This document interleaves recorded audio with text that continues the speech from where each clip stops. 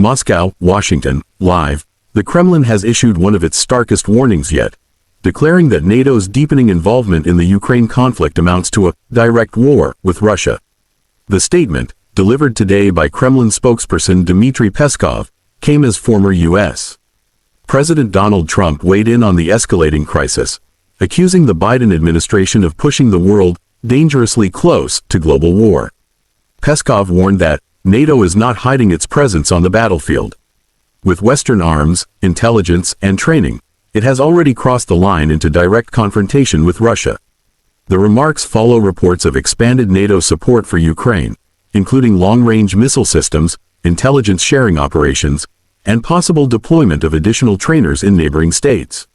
Meanwhile, Donald Trump, speaking at a press event in Florida, accused the Biden White House of reckless escalation.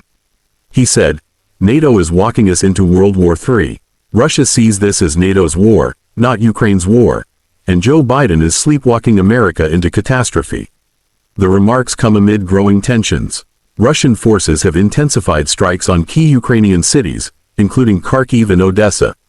NATO defense ministers are set to meet in Brussels to discuss further support for Kyiv. Washington and European capitals have dismissed Moscow's warnings, insisting their support remains defensive. Analysts note that Moscow's rhetoric has hardened in recent weeks, with increasing references to red lines and existential threats. Some fear that this language is laying the groundwork for a possible escalation, including the use of advanced weaponry or cyber attacks against NATO states. For Trump, the crisis has become a central theme of his campaign narrative. He argues that his return to the White House is the only way to prevent a direct clash between Washington and Moscow. "Peace through strength is gone under Biden," he said. "We need smart negotiations, not endless wars." NATO officials, however, remain firm. Secretary General Jens Stoltenberg reaffirmed today that the alliance will not be intimidated and will continue to stand with Ukraine for as long as it takes. The world now watches anxiously as the war in Ukraine edges closer to a confrontation between nuclear powers.